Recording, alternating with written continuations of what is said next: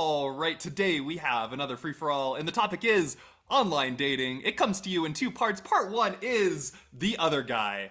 So, I was hanging out at my castle, you know, where I reside, and I was going through Hinge, which is the dating app that is ostensibly designed to be deleted, though coincidentally there's a large economic incentive for them to have you never delete the app, but those are just details that we like to sweep under the rug. Anyways, so I'm on Hinge and I'm texting with this girl who I matched with. We're going back and forth, and off the bat, I think there's a low probability that there's going to be a future here because she mentioned that she really likes Texas, which in and of itself is not a bad thing, but just for me indicates it's probably not going to work out. But anyways, I was just like, hey, would you like to grab coffee? And she says, yeah, that sounds great. However, I should note, I matched with this other guy and we've really hit it off. And I don't know where things are going to go with him, but just figured I should let you know. And I'm like, huh, that's really interesting that you said that, because I feel like it's commonly accepted that you don't talk about other people who you're going on dates with or who you've matched with when you're on dating apps. I'm like, is this some kind of power move? Like, what's going on here? Should I even go on this date? But then I'm like, you know what? Why not? Let's just see what happens. Maybe I'll end up making a video about it, hence this story. Anyway, so I'm talking about this with my friends and I'm like, guys, is this even a date? Like, she mentioned this other guy. Should I pay for her coffee? Like, what's the deal here? And most of them were like, no, you should not pay for her coffee. But one of my friends was like, yes, just in case, in the off chance that this goes anywhere, you don't want to set yourself up on the wrong foot. And I'm like, okay, that's actually a decent point. So that was sort of the decision that I had committed to.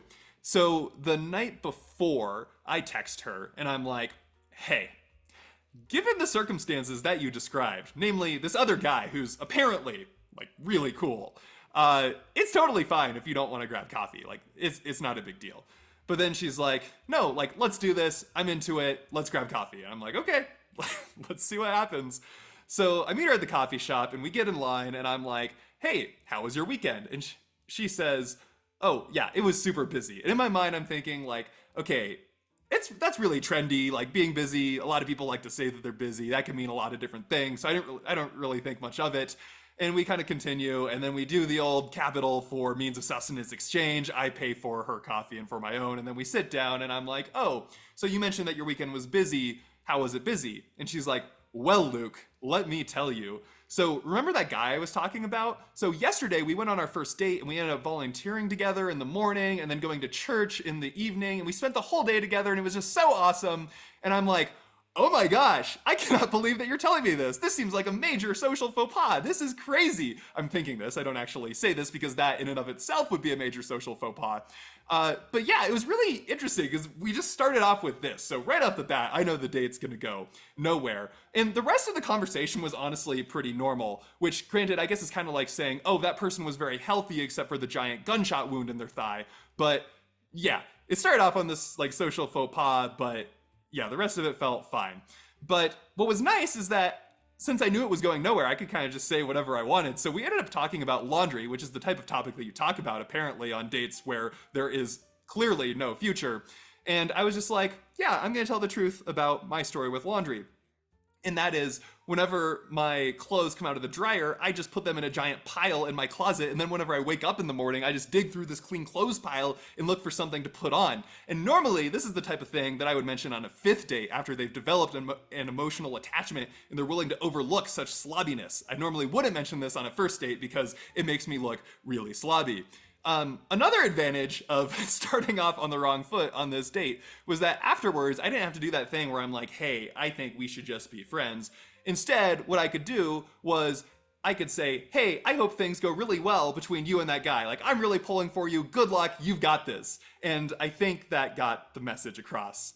Anyway, so yeah, Hinge has been a really fun experience for me. A lot of people don't like dating apps and they're like, oh, it's just depressing. And I think there's some merit to that. So the downsides of dating apps would be, I think can become very easy to commoditize people, and you definitely want to avoid that.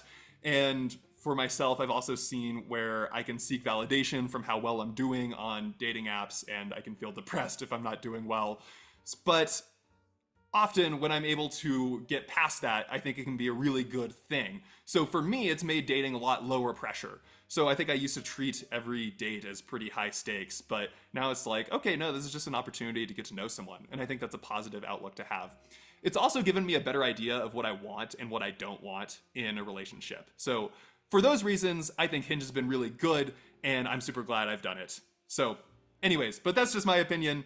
You know, I don't have a lot of experience with dating apps, so your mileage might vary. Anyways, this brings us to part 2, which is titled Escape. So my friend, she matched with this one guy on Hinge, and they had decided that they were going to go grab lunch. But then the day before, he's like, hey, instead of doing lunch, what if we went skiing? And she was like, well, that sounds great and all. However, it is June, and you can't really go skiing in June.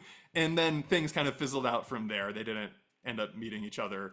And this got me thinking, if I'm ever in a position where I'm supposed to go on a date, but I don't really want to go, what I can do is just suggest something that's impossible. So for example, let's say I have a date lined up, but I'm feeling kind of iffy about it. I could just be like, hey, instead of grabbing coffee, what if we went surfing? But then she would be like, well, Luke, there are no ocean waves to surf on. The nearest ocean is the Pacific one, and that's 3 states away. I'd be like, oh, shoot, yeah, you're right.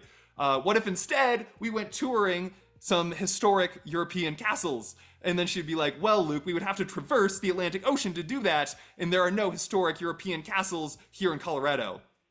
I'd be like, oh, shoot, yeah, you're right.